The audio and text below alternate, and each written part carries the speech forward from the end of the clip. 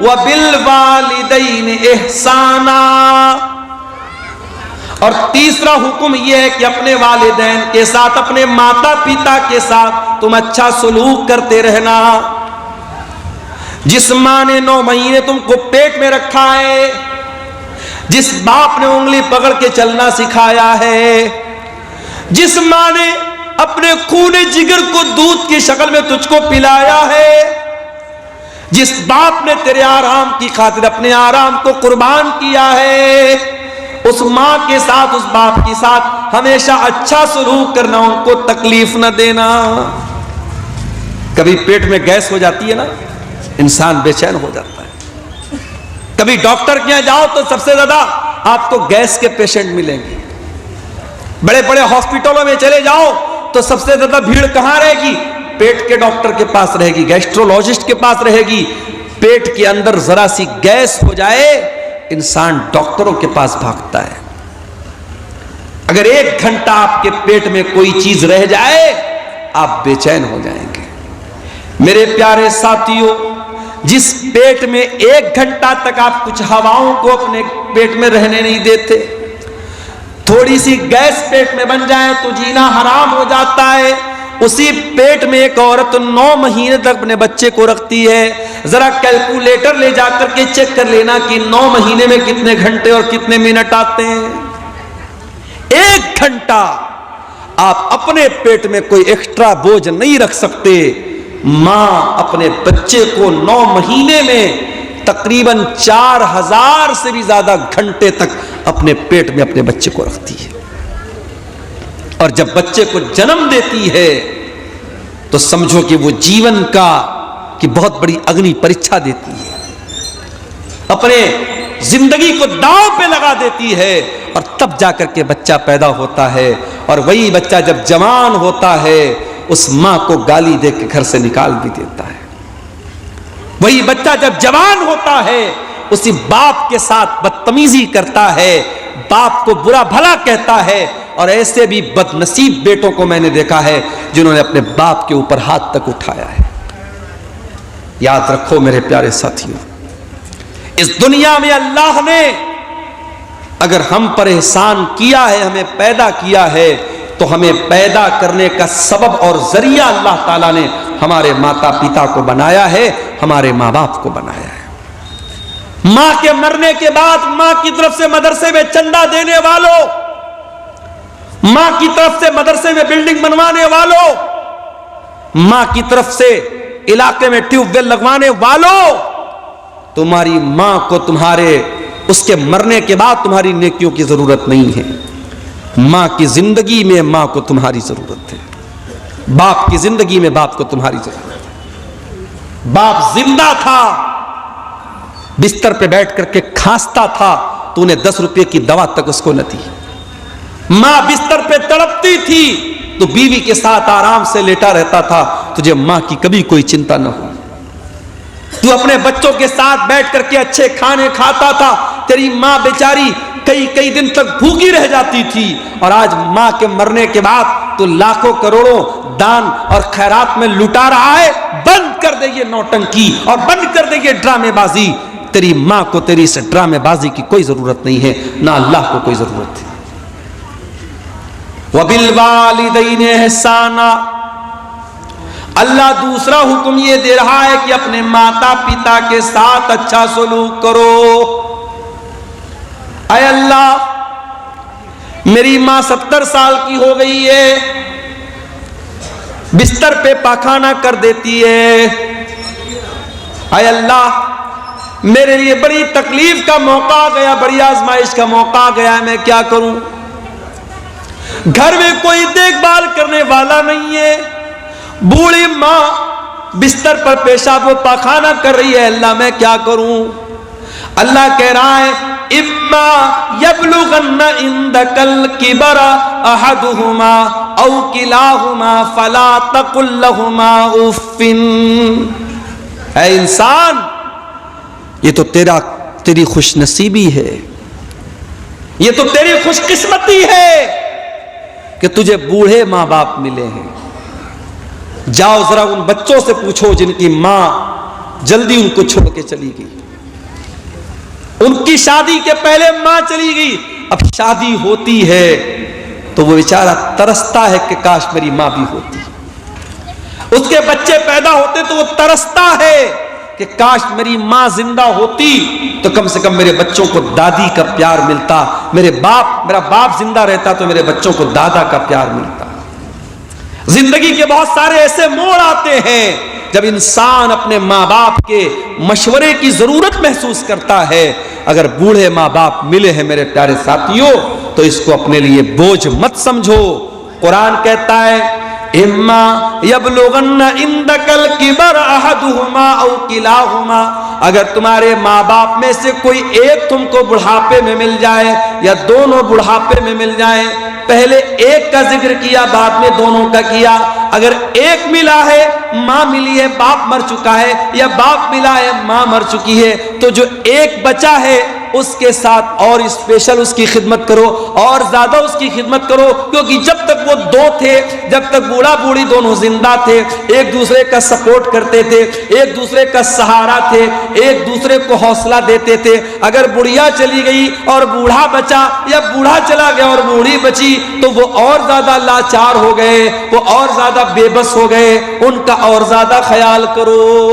اللہ اکبر، ایک بچا ہے تو اس کا اور زیادہ خیال کرو۔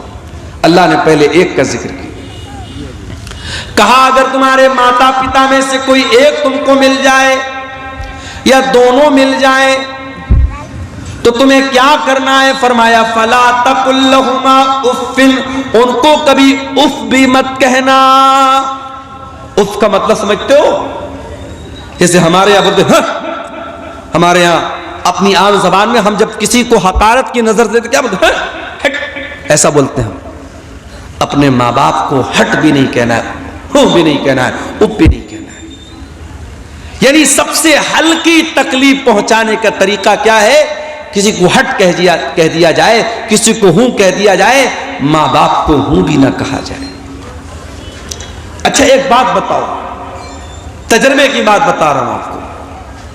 کبھی کبھی جب ماں باپ بوڑھے ہو جاتے ہیں نا تو ان کی کچھ باتیں بڑی بچوں والی ہو جاتی ہیں۔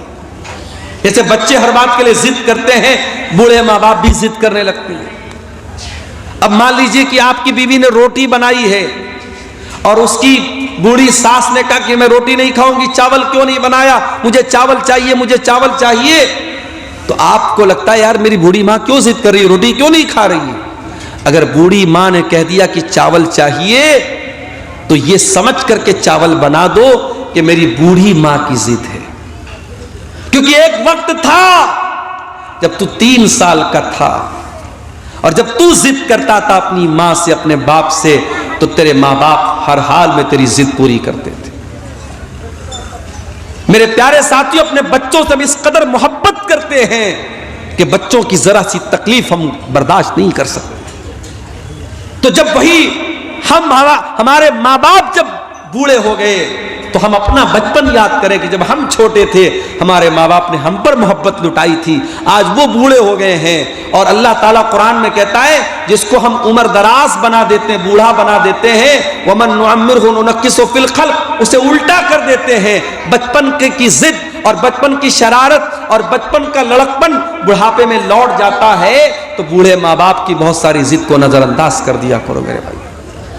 ابھی ایک دن میری 2 سال کی بچی ہے، میری گھر پہ کھیل رہی تھی، کھیلتے کھیلتے سیڑھی کے پاس پہنچی، گرنے لگی، میری بیوی کی نظر پڑی، بیوی نے ہاتھ پکڑا اس کا، اب ہاتھ کو زور سے پکڑ کے کھینچا تاکہ بچی گر نہ پائے، اور وہ ہاتھ زور سے کھینچنے میں بیٹی کا میرے جو ہاتھ وہ اتر گیا۔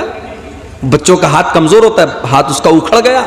اب بچی بہت تیز چلانے لگی، اس کو کسی پل قرار نہیں، میں مدرسہ گیا ہوا تھا، اب بیوی بیچاری رو رہی ہے، بچے الگ پریشان، میں مدرسے سے گھر آیا، میں نے کیا بات ہے تو معلوم ہوا کہ بچی کا ہاتھ اکھڑ گیا ہے۔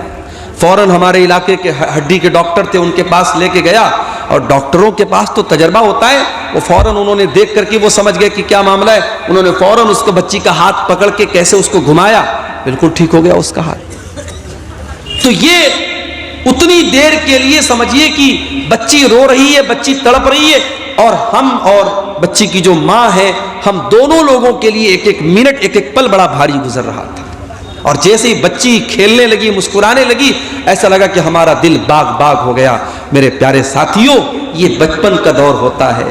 پھر جب ہم بڑے ہوتے ہیں اور ہمارے ماں باپ جب بوڑھے ہوتے ہیں اور وہ کسی بات کے لیے اگر ضد کرتے ہیں یا ان کو کوئی تکلیف پہنچتی ہے یا وہ دوا ٹائم سے نہیں کھاتے ہیں تو ہم ان کو ڈانٹنے لگتے ہیں کہ کیوں آپ دوا نہیں کھاتے ہیں، آپ کوئی بات نہیں مانتے۔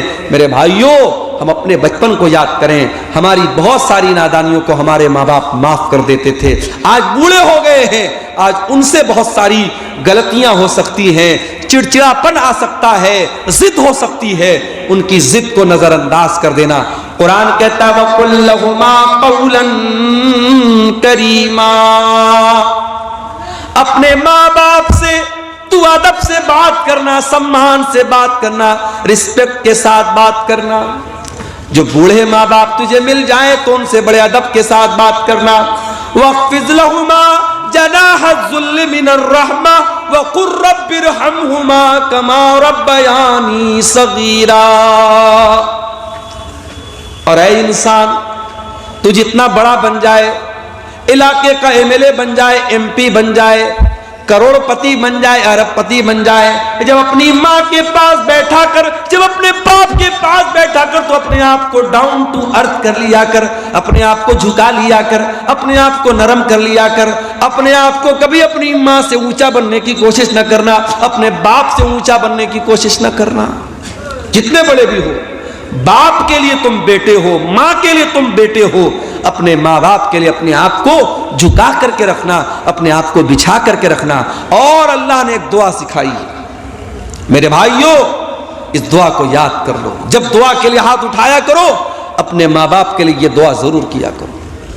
رب ارحمہما کما ربیانی صغیرا، اے پروردگار میرے ماں باپ پر رحم فرما، جس طریقے سے انہوں نے بچپن میں مجھ کو پالا ہے۔ یعنی ہماری یہ اوقات نہیں ہے، ہماری یہ حیثیت نہیں ہے، ہمارے بس کی یہ بات نہیں ہے کہ ہم اپنے ماں باپ کا بدلہ اتار سکیں، ان کے احسانات کو اتار سکیں۔ ہم اللہ کے حوالے کر رہے ہیں کہ اے اللہ تو ہمارے ماں باپ کا احسان تو اتار دینا، تو ان پر رحم کر دینا۔ حضرت عمر نے ایک آدمی کو دیکھا تھا، اپنی ماں کو اپنے کندھے پر بٹھا کے خانہ کعبہ کا طواف کرا رہا تھا، اپنی بوڑھی ماں کو اپنے کندھے پر بٹھا کر خانہ کعبہ کا طواف کرا رہا تھا۔ اور جب طواف کرا لیتا ہے کہتا ہے کہ اے امیر المومنین، اے حضرت عمر، آج ایسا لگتا ہے کہ میں نے اپنی ماں کا حق ادا کر دیا ہے، میں نے ماں کے دودھ کا قرضہ اتار دیا ہے، میں نے ماں کے احسانات کا بدلہ اتار دیا ہے، میں نے اپنے کندھے پر بیٹھ کر کے اپنی ماں کو طواف کرایا ہے۔ حضرت عمر نے کہا ارے تو ماں کا احسان اتارنے کی بات کرتا ہے، ابھی تو تیری ماں نے تجھ کو جنم دیتے وقت جو تیری ماں کے منہ سے جو تکلیف کی آواز آئی تھی، جو درد کی آواز آئی تھی، ابھی تو نے اس درد کی آواز کا بھی حق ادا نہیں کیا ہے۔ ماں نے جنم دیتے وقت جو تکلیف اٹھائی تھی، ابھی تو نے اس آواز کا بھی حق ادا نہیں کیا ہے۔ اپنے ماں باپ کا قرضہ ہم کبھی نہیں اتار سکتے میرے بھائی، اس لیے اللہ کہہ رہا ہے کہ ماں باپ کے ساتھ بھلائی کرو، ان کو کوئی تکلیف مت پہنچاؤ اور ان کے لیے دعا کرو۔ اچھا، اب یہاں پر ایک سوال، میں اپنی ماں کی بڑی خدمت کرتا ہوں، میں اپنے باپ کی بڑی سیوا کرتا ہوں، پھر بھی میری ماں مجھ سے خوش نہیں ہے، پھر بھی میرا باپ مجھ سے خوش نہیں ہے، میرے دل میں ماں باپ کے لیے کوئی برائی نہیں ہے، میں اپنی طرف سے بہتر کرتا ہوں، مگر میرے ماں باپ مجھ سے ناراض رہتے ہیں۔ اللہ کہتا ہے ربکم اعلم بما فی نفوسکم ان تکونوا صالحین فإنہ کان للأوابین غفورا، تمہارا پروردگار تمہارے دل کے حالات کو بھی جانتا ہے، تمہارے دل کے اندر کیا ہے، دنیا کو پتا ہو یا نہ پتا ہو، اللہ کو تو سب پتا ہے۔ اگر واقعی میں تمہارے دل میں کوئی چور نہیں ہے اور دل میں تمہارے ماتا پتا کا سمان ہے، ماں باپ کی عزت کرتے ہو، ماں باپ کا حق ادا کرتے ہو، اور پھر بھی ماں باپ کو تم سے شکایت ہے، تو کوئی مسئلہ نہیں، اللہ معاف کرے گا، کیونکہ تمہارے دل کے حالات کو اللہ جانتا ہے۔ تو یہ دوسری نصیحت ہے میرے بھائی۔ تیسری نصیحت وَآتِ ذَا الْقُرْبَى حَقَّهُ وَالْمِسْكِينَ وَابْنَ السَّبِيلِ، اور اپنے رشتہ دار کو بھی اس کا حق دو، اور غریبوں کو بھی ان کا حق دو، اور مسافروں کو بھی ان کا حق دو۔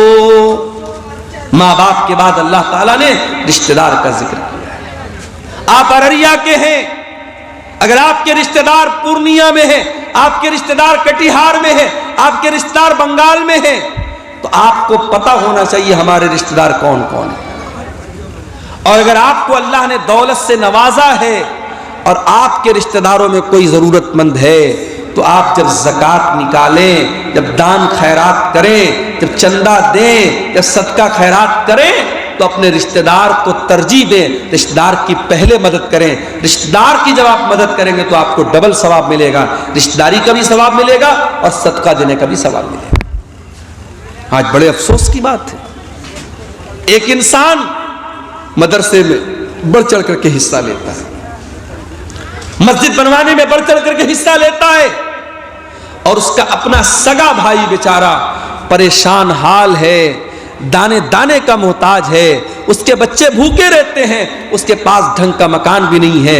میرے پیارے ساتھیوں، یہ انسانیت نہیں ہے، یہ اسلام نہیں ہے، یہ شریعت نہیں ہے کہ آپ پیٹ بھر کے کھانا کھا لیں اور آپ کا اپنا بھائی بھوکا پیاسا رہے۔ اللہ کہہ رہا ہے وَآتِ ذَا الْقُرْبَى حَقَّهُ، اپنے رشتہ دار کو اس کا حق دو، والمسکین، اور جو غریب لوگ ہیں، جو مسکین لوگ ہیں، جو سماج کا دبا ہوا طبقہ ہے، اس کی تم مدد کرو، وابن السبیل، اور کوئی مسافر ہے، یو پی سے آیا ہے، آسام سے آیا ہے، کشمیر سے آیا ہے، سفر میں اس کی کسی نے پاکٹ مار لی، اس کا پرس چوری ہو گیا، اب بیچارہ وہ مدد مانگ رہا ہے، مسافر ہے، مجبور ہے، اس کی مدد کرو، اس کو تم اپنے مال، اپنی زکوٰۃ کی رقم بھی اس کو تم دے سکتے ہو۔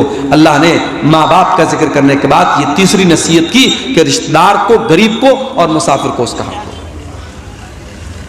اس کے بعد چوتھی نصیحت وَلَا تُبَذِّرْ تَبْذِيرًا، اور اے اللہ کے بندو، مال کے اندر فضول خرچی نہ کرنا، ناجائز جگہوں پر اپنا مال خرچ نہ کرنا۔ ان المبذرین کانوا اخوان الشیاطین، بے شک فضول خرچی کرنے والے، شراب پر پیسہ لٹانے والے، زنا پر پیسہ لٹانے والے، لڑکیوں کے نمبر پر ریچارج کروانے والے، ناجائز رشتہ بنانے کے لیے عیاشی کرنے والے اور حرام جگہوں پر پیسہ خرچ کرنے والے، ان المبذرین کانوا اخوان الشیاطین، وہ شیطان کے بھائی ہیں۔ پیسہ ہمارا نہیں ہے، کوئی یہ نہ کہے پیسہ میرا ہے، نہیں، ہماری کیا اوقات ہے میرے بھائی، پیسہ اللہ کا ہے، اللہ نے ہم کو دیا ہے، اللہ نے ہم کو دیا ہے، اللہ چاہتا تو ہمیں نہ دیتا۔ اور یہ بھی یاد رکھو، دنیا میں دولت انسان کے ٹیلنٹ سے نہیں ملتی، انسان کے علم سے نہیں ملتی۔ بڑے بڑے عالم ہیں، بڑے پڑھے لکھے لوگ ہیں، بڑے بڑے ڈگری والے لوگ ہیں، وہ ترس رہے ہیں، بڑی مشکل سے اپنا گھر چلا رہے ہیں، اور جاہل اور انگوٹھا چھاپ لوگ کروڑوں کما رہے ہیں اسی دنیا میں، اسی علاقے میں۔ آپ دیکھ لیجئے، پٹنہ کے اندر میں نے دیکھا ایسے ایسے لوگ اولا بائک چلا رہے ہیں جو انجینئرنگ پڑھے ہوئے ہیں اور بڑی اعلیٰ تعلیم حاصل کیے ہوئے ہیں، اور کیا کر رہے ہیں، وہ بائک چلا رہے ہیں کرائے پر، مسافروں کو بٹھا بٹھا کے، یعنی جو کام آٹو کا ہوتا ہے، رکشہ کا ہوتا ہے، وہ بائک کا وہاں کام ہو رہا ہے، اولا بائک چلا رہے ہیں۔ تو پڑھائی لکھائی سے پیسہ نہیں کا تعلق نہیں ہے میرے بھائی۔ ٹھیک ہے، آپ پڑھ لکھ لیں گے، اللہ کرے آپ کو اچھی نوکری مل جائے، اچھا مقام مل جائے، مگر ضروری نہیں ہے کہ آپ کے علم کے اعتبار سے آپ کو پیسہ ملے۔ تو اگر اللہ نے آپ کو پیسے والا بنایا ہے تو یہ مت کہیے کہ پیسہ میرا ہے، پیسہ اللہ کا ہے۔ اور جب پیسہ اللہ نے آپ کو دیا ہے تو یہ پیسہ کہاں خرچ کرنا ہے اور یہ پیسہ کہاں سے آیا ہے، دونوں کا حساب اللہ کو دینا پڑے گا۔ اللہ کے پیارے نبی فرماتے ہیں لا تزول قدم ابن آدم من عند ربہ یوم القیامہ، قیامت کے دن انسان اپنی جگہ سے ہل نہیں پائے گا جب تک 5 سوالوں کا جواب نہ دے دے. اور ان 5 سوالوں میں ایک سوال یہ بھی ہوگا وَعَنْ مَالِهِ مِنْ أَيْنَ اكْتَسَبَهُ وَفِيمَ أَنْفَقَهُ, تو نے مال کہاں سے کمایا اور کہاں خرچ کیا. حرام جگہوں پر پیسہ خرچ کرنے والے شیطان کے بھائی ہیں. اپنے جائز کام پر اگر آپ ضرورت سے زیادہ پیسہ خرچ کرتے ہیں, جیسے راہل گاندھی کا جوتا ابھی آج کل بڑا چرچا میں چل رہا ہے. راہل گاندھی نے پتہ نہیں, میں نے ویڈیو دیکھا نہیں ہے, یہ بیان کیا جا رہا ہے, کہنے والے بول رہے ہیں کہ راہل گاندھی نے کسی کو جوتا مار دیا تو بیچارہ ICU میں چلا گیا. تو انٹرنیٹ پر میں نے چیک کیا تو پتہ لگا وہ 4 لاکھ کا جوتا ہے. بھائی 4 لاکھ کے جوتے سے کسی کو مارو گے تو کہاں جائے گا, ICU میں ہی جائے گا. ہم لوگ گھڑی پہنتے بڑی مشکل سے, ٹائٹن کی گھڑی ہے 1000-2000 کی گھڑی آتی ہوگی. کچھ لوگ صاحب راڈو کی گھڑی پہنتے ہیں اور پتہ نہیں کون کون سا برانڈ آتا ہے, 1.5 لاکھ کی 2-2 لاکھ کی گھڑی پہنتے ہیں لوگ. تو گھڑی پہننا تو جائز ہے, لیکن اس میں آپ حد سے زیادہ پیسہ خرچ کریں گے تو یہ اسراف ہے. جوتا پہنتے ہیں لوگ 4-4 لاکھ کا جوتا, یہ اسراف ہے میرے بھائی. کسی بہت بڑی بالی ووڈ کی ہیروئن کی شادی تھی, بنارس سے انہوں نے اپنی شادی کا لہنگا سلوایا تھا. بنارس تو جانتے ہیں آپ ساڑی کا گڑھ ہے اور کپڑے کا گڑھ ہے. تو میں نام نہیں لوں گا ہیروئن کا, ورنہ آپ لوگ کہیں گے مولانا کو ہیروئنوں کا نام بھی آتا ہے. اس ہیروئن کے لہنگے کا کپڑا بنارس سے تیار ہوا تھا اور اس لہنگے میں اوریجنل گولڈ جو ہوتا ہے سونا, اس کی زری استعمال ہوئی تھی, اس کا تار استعمال ہوا تھا اور کئی لاکھ کا وہ لہنگا تھا. اور یہ آج سے میں 15 سال پہلے کی بات بتا رہا ہوں. ایک ہیروئن کی شادی ہوئی تو ان کا لہنگا بنارس سے تیار ہوا تھا. شادیوں پر کتنا خرچ ہو رہا ہے دیکھیے آپ. اتر پردیش کے میرٹھ میں ایک شادی ہوئی, لڑکے نے اپنی سالی کو گھڑی, سالی نے آ کر کے گھڑی پہنائی تو گھڑی پہنانے کی جو رسم تھی اس کا جو پیسہ دیا دلہے نے 2.5 لاکھ روپیہ دیا. 2.5 لاکھ روپیہ اس کو گھڑی کی پہنائی کا دیا. اور مولوی صاحب نے جنہوں نے نکاح پڑھایا ان کو نکاح پڑھانے کا انعام 11 لاکھ روپے دیا گیا. اور دلہے صاحب کو سسرال سے جو پیسہ ملا انعام کے طور پہ, جہیز کے طور پہ 2.5 کروڑ روپیہ کیش ملا. یہ نیوز باقاعدہ آئی تھی. اتر پردیش کے سدھارتھ نگر میں شادی ہوئی, مسلمان کی بات بتا رہا ہوں, کسی غیر مسلم کی بات نہیں بتا رہا ہوں. مسلمان کی شادی ہوئی, وہ باراتیوں پر نوٹ لٹا رہا تھا. 20 لاکھ روپے اس نے نوٹوں کی گڈیاں ہوا میں لٹا دی, 20 لاکھ روپے لٹا دی اس نے باراتیوں کے اوپر. یہ مسلمان یہ کام کر رہا ہے. اللہ کہہ رہا ہے وَلَا تُبَذِّرْ تَبْذِيرًا, فضول خرچی نہ کرنا. ان المبذرین کانوا اخوان الشیاطین, فضول خرچی کرنے والے شیطانوں کے بھائی ہیں. وکان الشیطان لربہ کفورا, اور شیطان اپنے رب کا بہت بڑا ناشکرا ہے.